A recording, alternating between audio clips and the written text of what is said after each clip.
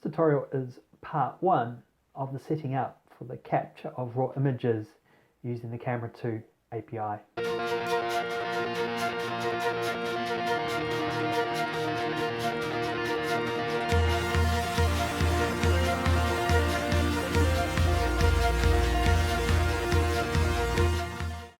Welcome to Mobile Applications Tutorials. My name's Nigel. Okay, so we're going to be creating an app using the camera2 APIs. We're going to be creating an application that captures raw images along with your normal JPEG images. Okay, let's get started. Okay, I'm going to refer to my website here just so I know the order of the sort of changes I need to make. The first thing I'm going to do is set up a couple of helper methods. First one's going to be compare size by area. This gets used by a number of methods, so it reduces the amount of coding. Okay, let's put this at the bottom here. Okay. This is going to be a class we're going to be creating.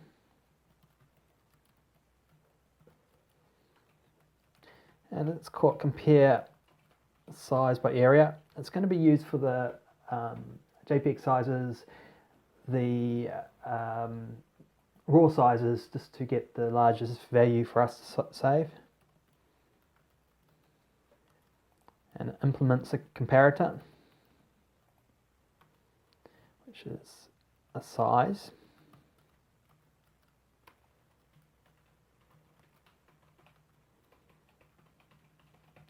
Okay, we're going to need to overwrite one of these methods. And it's going to be the compare.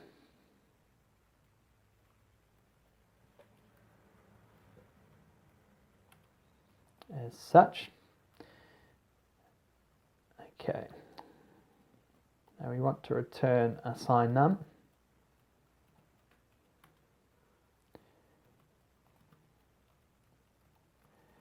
And it's basically we're going to compare the left hand side by the right hand side.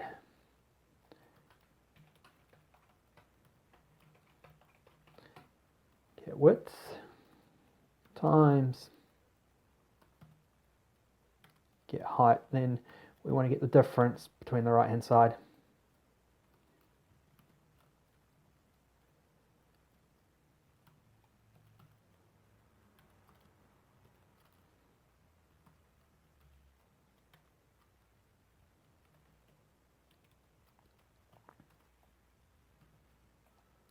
As such, so that's the first helper method. Let me check to see what the next one is.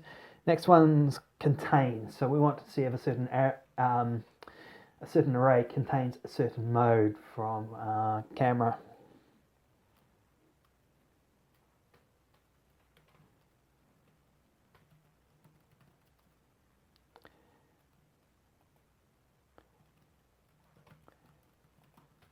It's actually going to return a boolean. We're going to call it contains. The first argument will be int array,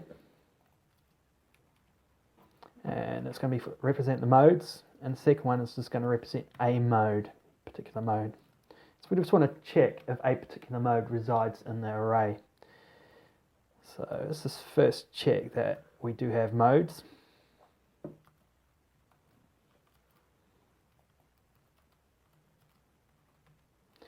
So actually, if that equals null, we'll return false. So there's going to be nothing to compare against.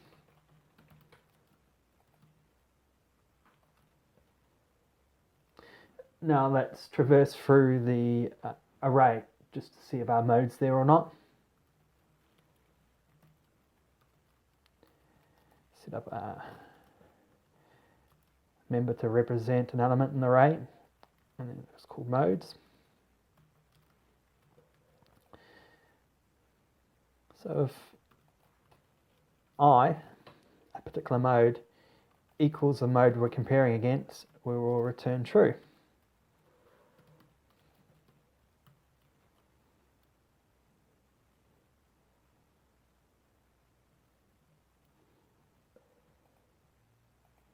That should be mode there. And our default behavior is just to return false. Again, these are just helper methods. Okay, that looks all right. Those are done. What's next? Okay, we want to create a file for our raw gallery folder and a file for the actual image that we want to save the raw image to. So we'll do that now. So let's do the raw gallery folder. So let's see if I can find the standard folder, mgallery folder. Let's just make a copy of that. And let's just call it raw gallery folder. Now we've got to do the same thing for the file itself. Let's see if I can find the file.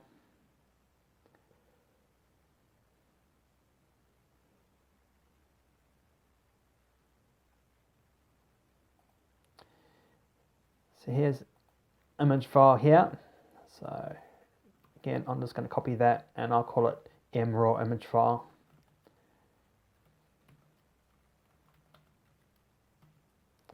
Such, that's done there. I've created my two members for the actual folder, which contains all the files, the raw files in this case, and for a particular file to host the captured image. Now what I need to do here is to create a folder for raw images, as you can see here.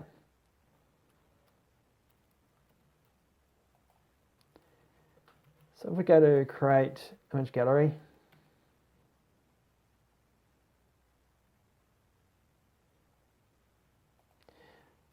I'm just going to delete this member here.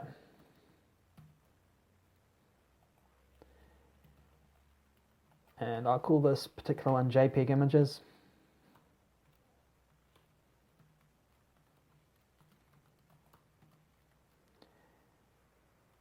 And I'll do the same thing for the raw gallery folder.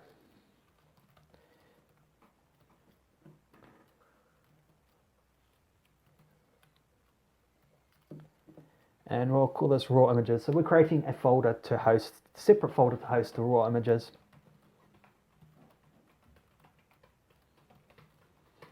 And we'll do a check to see if it exists or not. If it doesn't exist, make it. If it already exists, just skip it, such as we do for the JPEG images. So if m raw gallery folder doesn't exist, let's create it.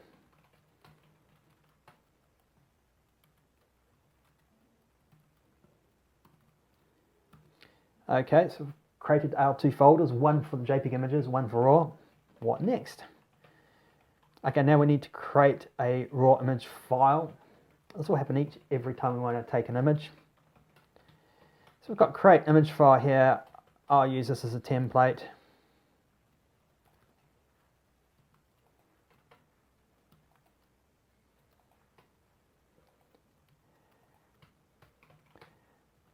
And I'll just call it create raw image. And let me just change the create image file first. I just want to call this JPEG.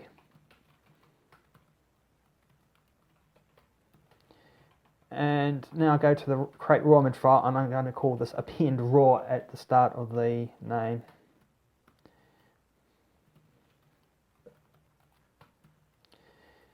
And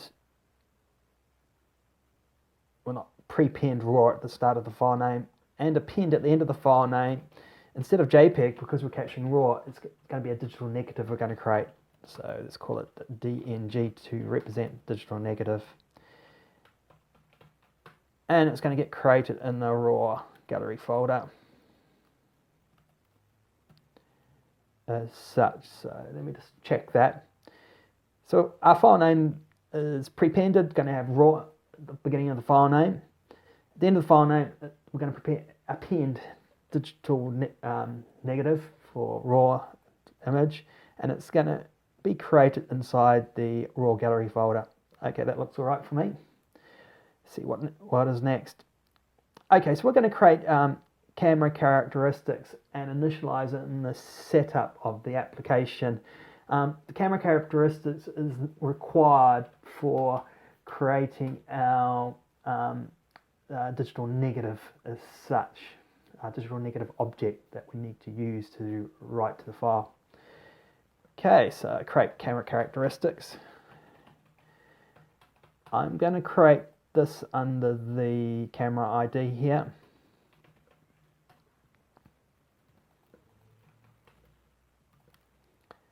This is camera characteristics. Let's call it member camera characteristics.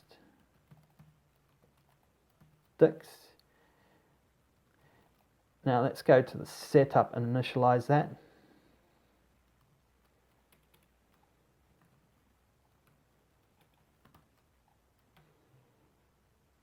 And I'm going to initialize it just here. We've already created at the top of the setup camera, remember, we've created the camera characteristics there. Now we want to save that so it can be called from other parts of the activity.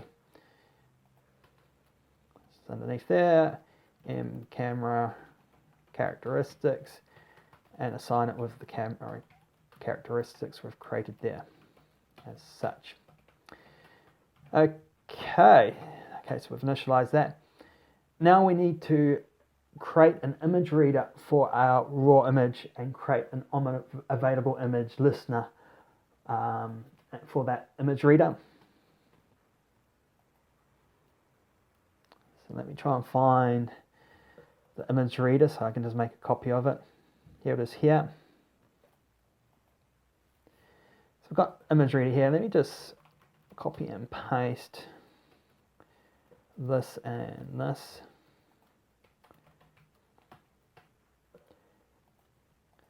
So I've got image reader here. Let me call that raw image reader. And then on the unavailable listener, let's call that on raw available listener there. So these two are going to be used just for the capture of our raw images. And at this stage, we're not going to make any other changes.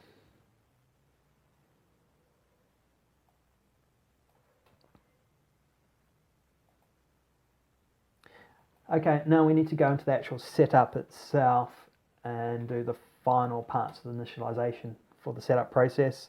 First part there is we want to do a check to see if our camera device actually does support raw images. Let's go to the setup. And underneath camera characteristics, I'll do the check. Remember, I created that helper function for us. So if contains, now let's call the camera characteristics and let's do a get on the characteristics here. So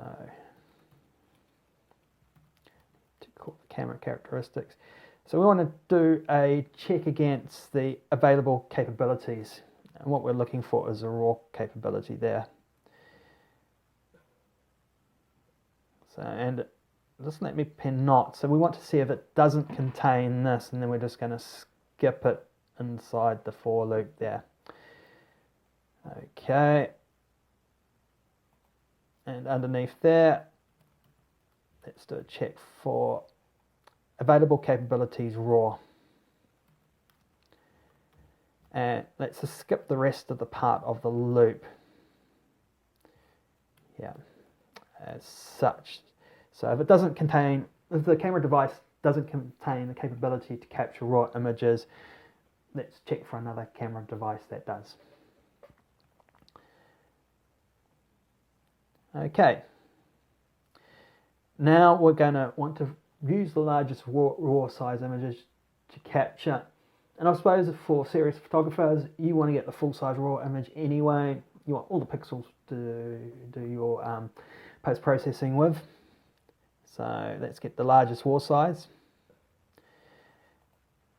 So we've got the largest image size, that's for JPEG images. Now I've got a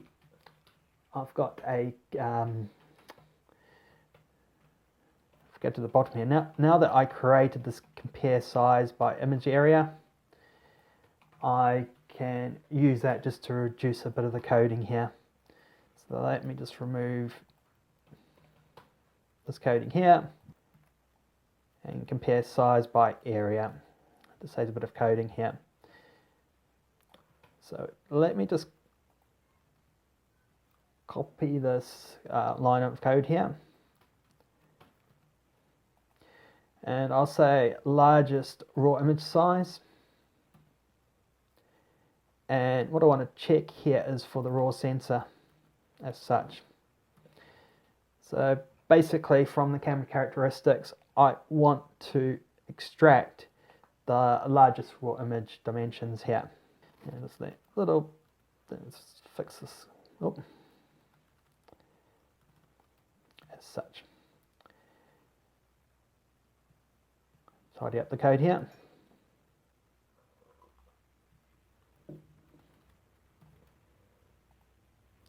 Okay, what's next? We've created now that we've gotten the largest raw image size. And now let's initialize and create our raw image reader. Again, I'm using the JPEG as a reference template here, just to make things easier, because we are capturing JPEG images at the same time we capture raw images. So I'm just going to copy the image reader and set on available listener. Paste them here. Now, first thing here, we want to initialize our raw image reader. With the largest, we're going to use the largest raw image sizes here for width and for height. Oh, should be raw. And the image format will be the raw sensor as such. So it's fine. Looking just to take one photo at the moment.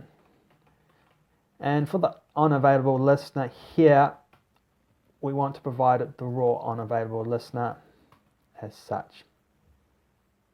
Okay, and for the last part of the setup, we want to add the raw image surface to when we create our capture session. So if I do a search for create camera preview session, and as you can see here, when we create the capture session, we're adding the we're adding the preview to it, we're adding the JPEG image. So let's here add our raw image reader as well. So this will need to be done during the actual creating the capture session itself. Okay, so let me call, this video's gone a little bit over time than what I particularly like, but let me call a halt to part one. We've now completed what I would call the initial setup for capturing raw images using the camera2 API. I'll be producing another video, part two of this, which will be doing the actual capture portion of the raw image, and then we can test it out just to prove we're capturing raw images. Anyway, that's it for part one of the setup of the raw image capture part. And if you want to get notified of future YouTube tutorials and you haven't already, click on that subscribe button down below. And if you're keen on just following me and just keeping updated with all my future tutorials and articles and all of that, as you can see, I have a number of social media accounts, so you can click on those if you've got a PC. So you can follow me on Twitter, you can like me on Facebook, you can pop down to Google+, and I'll also put stuff on Pinterest as well. And directly above me is my website. So there's accompanying articles to these videos as well, and they're very useful. They'll have the details of GitHub, and explanations of code samples as well. Anyway, that's all for this one. Bye for now.